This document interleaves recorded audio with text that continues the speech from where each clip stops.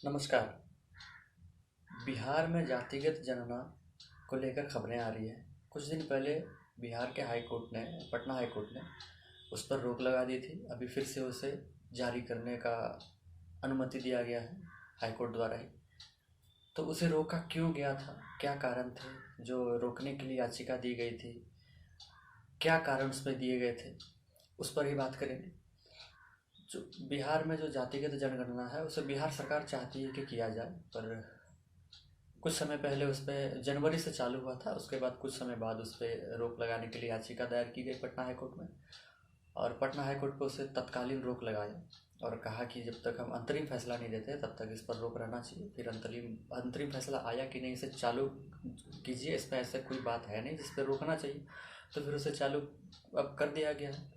तो उसे रोका क्यों गया था, याचिका में क्या ऐसी बातें कही गई थी, क्या मुद्दे उठाए गए थे जिसके कारण उसे रोका गया था। तो जो याचिका दी गई थी उसमें कहा गया था कि ये जो जातिगत जनगणना है इससे लोगों का राइट टू प्राइवेसी यानी निजता का जो अधिकार है, आर्टिकल 21 हमारे संविधान का फंडामेंटल राइट्स में आता है, उसका उल्लंघन हो रहा है।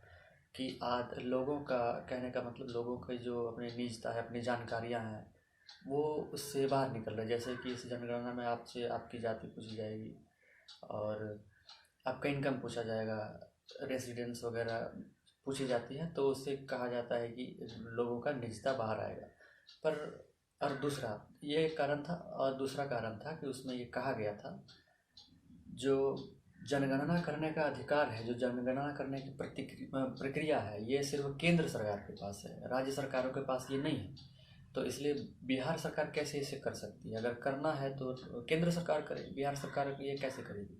तो इन दोनों मुद्दों पर रोकने का बात किया गया था। तो बिहार सरकार की तरफ से भी अपनी राय दी गई, अपनी प्रस्तुति दी गई कोर्ट में। उन्होंने कहा कि ठीक है, आर्टिकल 21 का उल्लंघन हो रहा है ऐसा कहा जा रहा है, लेकिन ऐसा है नहीं, क्योंकि हम लोगों से ज़बरदस्ती नहीं पूछ रहे हैं। उन्होंने कहा कि लोगों का ये अपनी मंशा है, अपनी इंडिपेंडेंसी है कि वो बताएं, नहीं भी बता सकते हैं। वॉलेंटरी मतलब कंपलसरी नहीं है, वॉलेंटरी है। अगर लोग बताना चाहें तो अपने बारे में बता सकते हैं, अपना कास्ट बता सकते हैं, अपना इनकम बता सकते हैं, वरना ना बताएं। और दूसरे वाला जो पॉइंट था जिसमें कहा गया कि सिर्फ केंद्र सरकार इस पे एक जनगणना का प्रक्रिया को कर सकता है, तो इसमें ये कहा गया कि बहुत सारे ऐसी योजनाएं होती है जो अलग अलग जाति धर्म के हिसाब से बनाई जाती, क्योंकि उसमें ये देखा जाता है कि कोई जाति कहीं पीछे छूट तो नहीं गई। तो क्योंकि आर्टिकल 15 और 14 में है राइट इक्वालिटी, और मतलब कि जाति धर्म के आधार पर भेदभाव नहीं, तो अगर कोई कास्ट या कोई जाति पीछे छूट रही है तो पता कैसे चलेगा। तो उसका इनकम, कास्ट कौन सा कास्ट है, इनकम कितना है, इनकम बैकग्राउंड क्या है, सारा कुछ देखना पड़ेगा। उसके लिए डेटा चाहिए, डेटा के लिए आपको पूछना पड़ेगा, जनगणना टाइप से कुछ करना ही पड़ेगा।